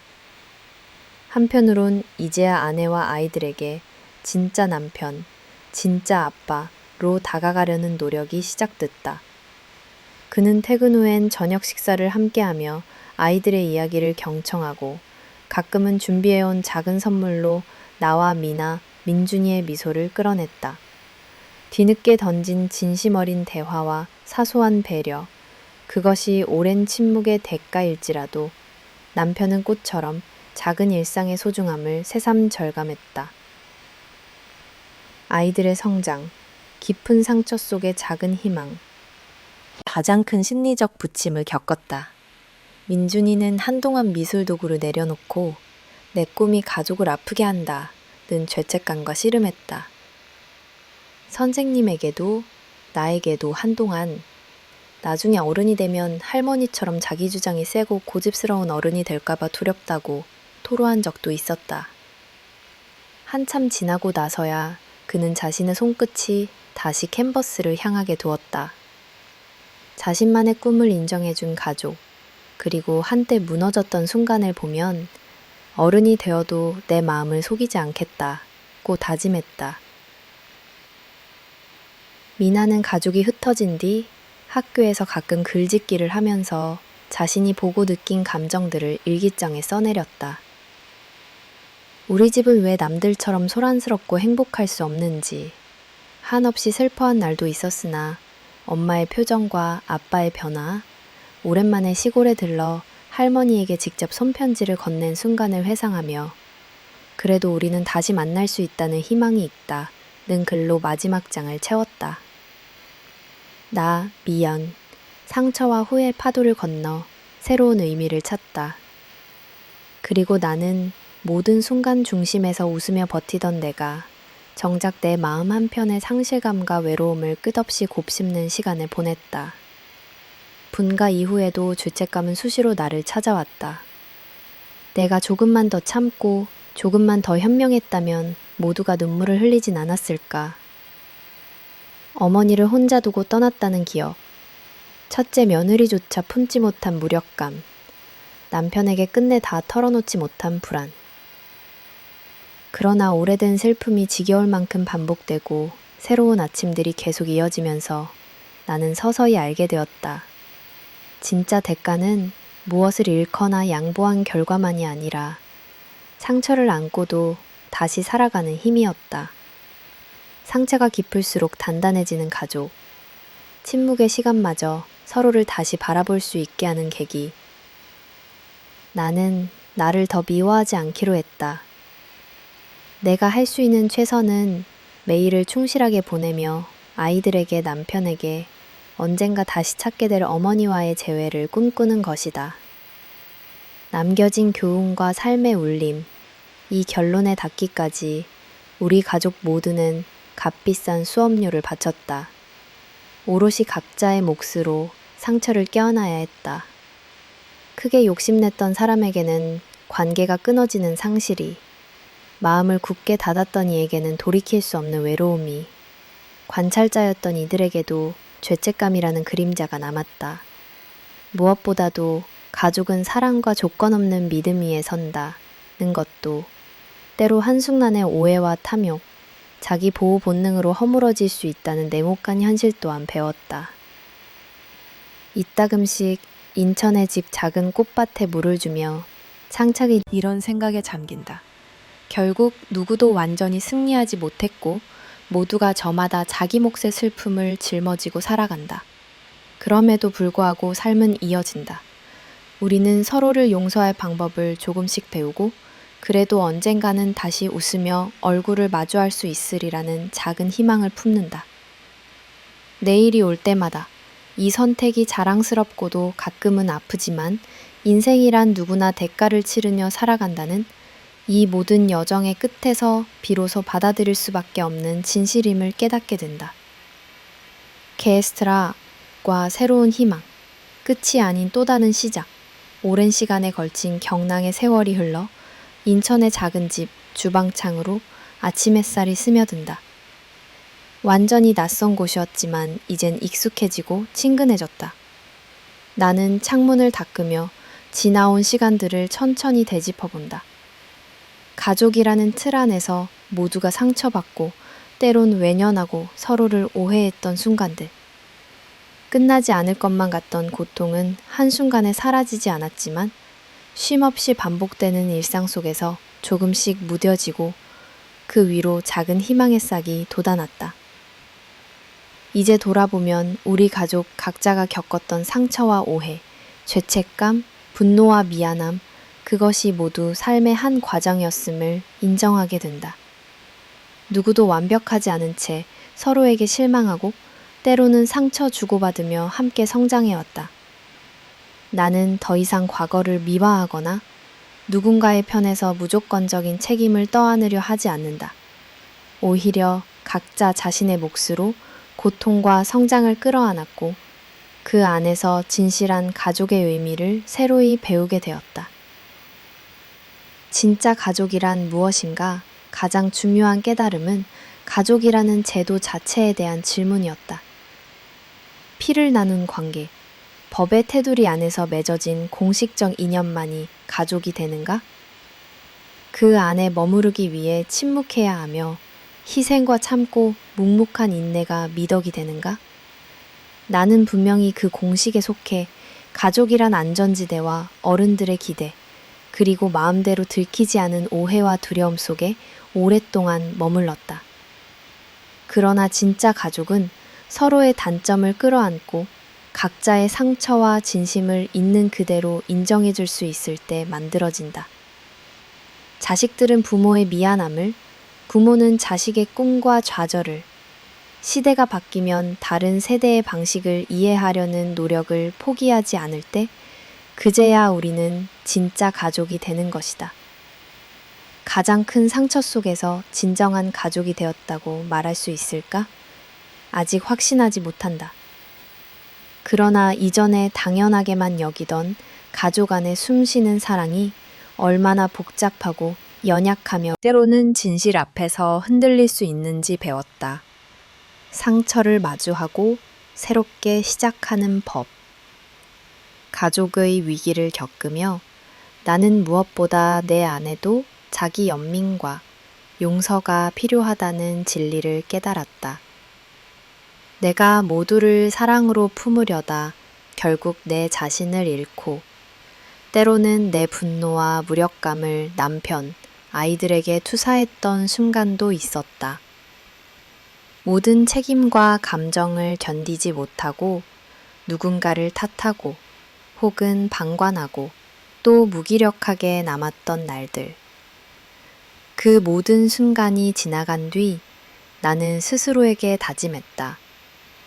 이젠 더는 내 의지와 사랑을 의무로 내몰지 않겠다. 슬픔을 인정하고 아픔을 숨기지 않으며 모두가 솔직해질 권리가 있다는 사실을 일깨운다.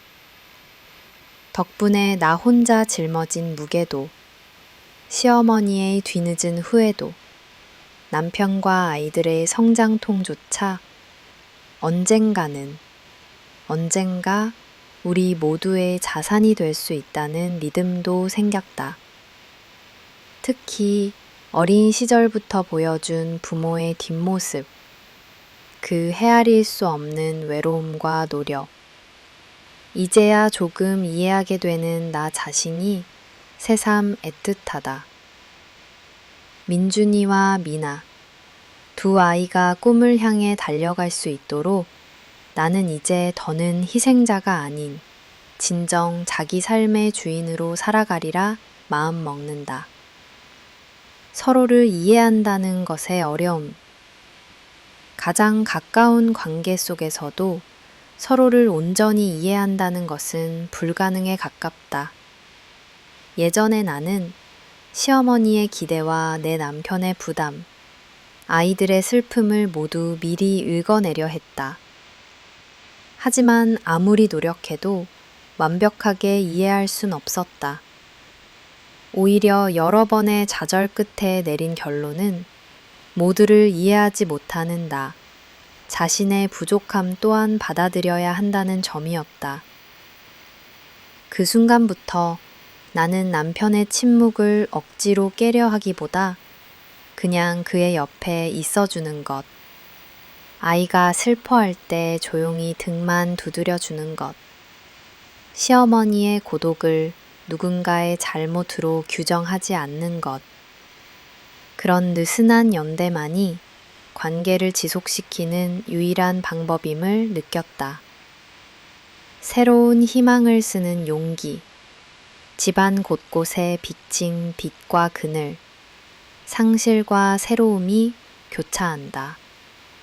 사랑도, 용서도, 용기도 모두 하루아침에 완성되지 않는다. 한 발짝 떨어져 바라보며 천천히 한 뼘씩 마음의 거리를 좁혀가는 길. 그것이 우리의 미래가 될 것이다. 나는 아이들도 남편도 언젠가 어찌였다. 이삿짐 위에 올라앉아 아이들과 나눈 약속. 항상 서로를 믿고 자신을 속이지 말자. 그 말 한마디처럼 희망은 삶의 아주 작은 틈새에서도 자라난다. 타인에게 보내는 조용한 메시지. 우리 가족의 이야기는 결코 특별하지 않다. 많은 이들이 각자의 집안에서 크고 작은 상처, 숨겨진 진실, 미완의 갈등을 품고 살아간다. 내가 배운 단 하나의 진실이 있다면 그것은 가족이라는 이유로 무조건 참지 않아도 된다는 사실이었다. 가끔은 거리를 두고 각자 숨을 돌릴 시간이 필요하다.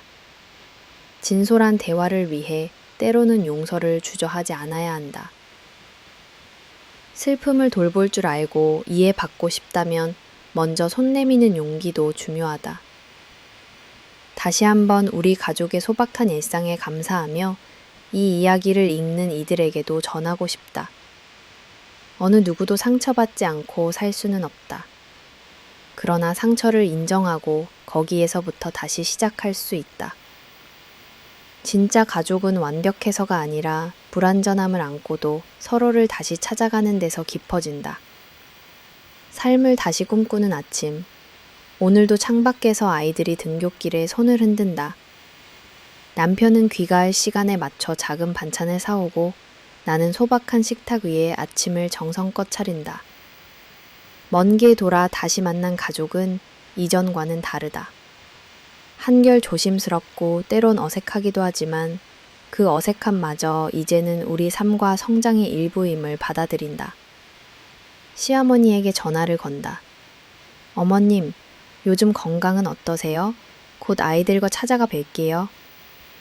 할머니의 쓸쓸한 목소리에 쌓인 시간의 무게, 그 안에 담긴 미안함과 소망을 이제는 담담히 안아본다. 나는 오늘도 거울 앞에서 다짐한다.